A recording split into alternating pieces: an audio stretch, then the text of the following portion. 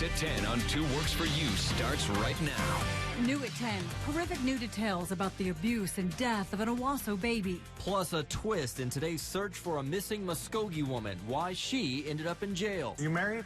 Not yet. All right. And their voice audition and marriage proposal went viral. Only on 2, how this Tulsa couple is handling all the attention. And good evening to you. I'm Karen Larson. I'm Brian Sanders. A cold front moving into green country and bringing some rain. 2 Works for You Chief Meteorologist Brett Anthony joining us and telling us when we're going to start to hear that rumble of thunder, Brett. Hi, Karen. Hi, Brian. And good evening, everyone. The cold front right now is moving into Tulsa. So the winds are already out of the north, but they're starting to increase. And I'll show you where the front is here in just a second. We have a few light rain showers up around Winfield, Kansas. They're headed down to the southeast, probably going to make it into Osage County. If they can hold together, they are weakening. So it looks like we'll be out of the woods in terms of any kind of thunderstorms here tonight. But watch this on Storm Shield radar. You'll see the cold front dropping in right there. That line of green, yellow, and orange, that's the cold front moving through. And so that's ushering in the big change. It's down to 73 now in Tulsa, 70 in Jenks, 73 at Broken Arrow. We're cooler over in Tahlequah, 64, but that's not the front. That's just being away from the city of Tulsa, Bartlesville right now at 70 degrees. So coming up, we're going to talk about the arrival of the cold front, the major pattern change that it brings, how cold it's going to be Friday morning, and we'll update the weekend rain chances. Some good news there, especially if you're going to one of the area football games. Graphic new details tonight about the death of an Owasso baby. Emmy O'Rourke was only 11 months old when she died in July. Tonight, the medical examiner reveals the injuries that caused her death were horrific. 2 Works for You reporter Darcy Jackson has the update. New at 10. Darcy. Well, the medical examiner says Emmy's death was a homicide, the result of multiple blunt impact injuries. The list is long and too graphic to get into with detail, but we can tell you Emmy suffered multiple bruises on her face, brain hemorrhages, signs of shaken baby syndrome, and sexual assault. U.S. Marshals found Brandon Nordstedt back in Kansas back in August. He was arrested and charged with child abuse murder on what would have been Emmy's first birthday. Investigators say Nordstedt was the boyfriend of Emmy's mother, Casey Loud, and was alone with Emmy when she was found unresponsive. Emmy's mother told 2 Works for You her lawyers advised her not to speak to the media tonight, but here's what she told us at a vigil held for Emmy last month. I would give this all back just to have my daughter back. I would. Just kills me. He's going to pay for what he did to her. It's just unfathomable. Nordstedt remains in jail without bond. He's due back in court in October. Darcy Jackson, 2 Works for You.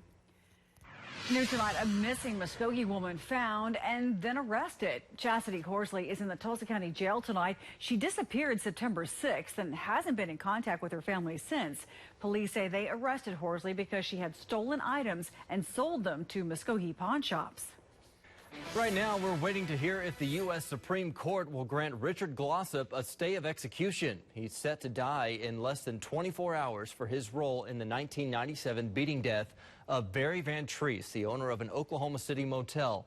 Glossip's attorneys say he's innocent and that they have proof a co-defendant acted alone. Today, the Oklahoma Court of Criminal Appeals denied Glossip's motion to reconsider the case. And Glossip's case has drawn attention from such high-profile people as Sister Helen Brashon and actress Susan Sarandon. Well, tonight, another famous person is weighing in. Richard Branson, the billionaire founder of Virgin Atlantic, tweets, "To the government and citizens of Oklahoma, your state is about to kill a man who may well be innocent.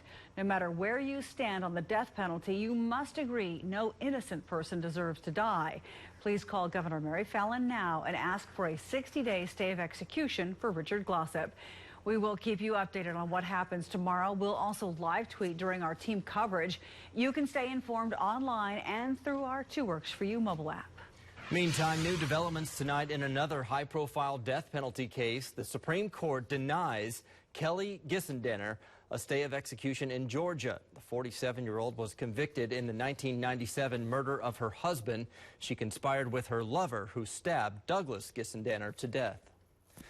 New tonight, the controversial Westboro Baptist Church plans to be in Norman next month. This is a flyer posted from the group's Twitter account. Nearly 400 environmental journalists will gather at OU for the 25th Annual Society of Environmental Journalists Conference.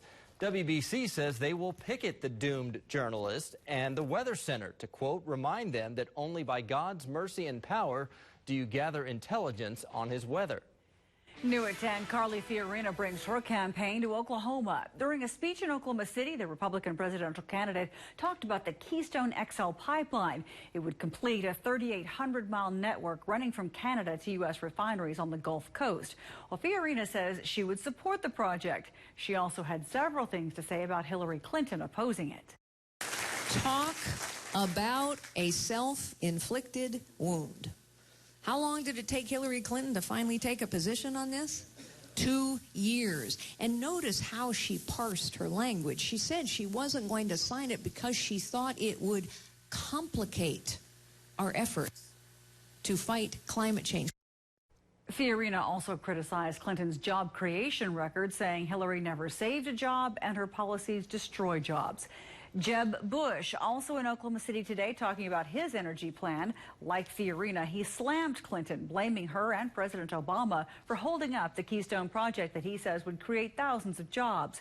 Oklahoma Attorney General Scott Pruitt is going to chair the Bush campaign's Restoring Federalism Task Force. Pruitt has been the Attorney General here since 2010. Looking ahead, Republican candidate Dr. Ben Carson will be in Oklahoma in late October. He'll be at the Mardell store in Edmond for a book signing on the 21st. His book, A More Perfect Union, will be released next week.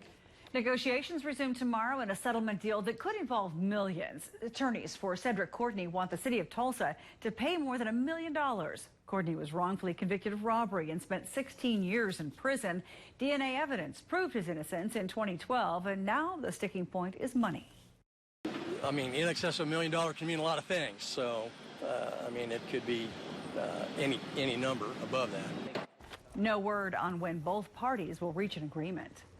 In a 2 Works For You crime alert, Tulsa police are searching tonight for 2 suspects who broke into the same East Tulsa business. Detectives say in the past 2 months, that business near 46th Street and Mingo lost thousands of dollars in copper.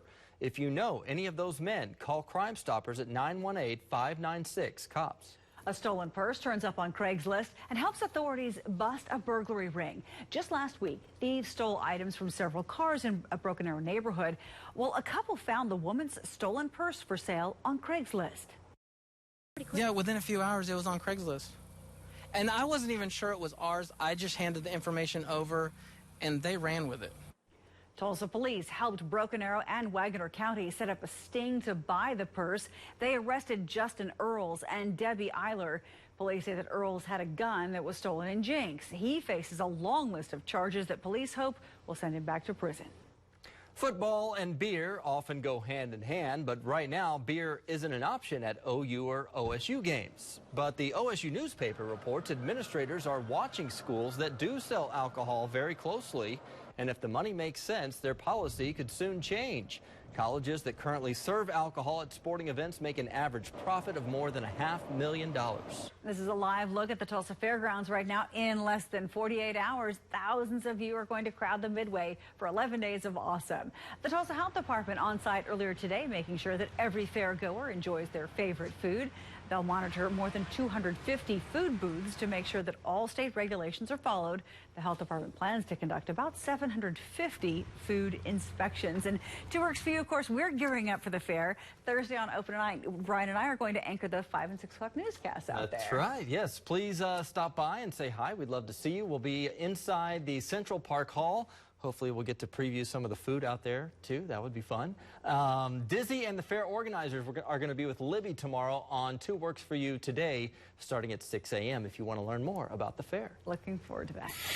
And it looks like it's going to be fantastic for the start of the fair. Not that warm. I'll show you the impact that this cold front that's moving in here tonight has on the Storm Shield forecast. I learned I can keep a good secret. It's something all couples want to share with the world, their engagement, how this Tulsa music duo kept it under wraps for months. And law enforcement gets swarmed at the scene of a crash, how they handled a buzzworthy mess. You're watching 2 Works For You at 10.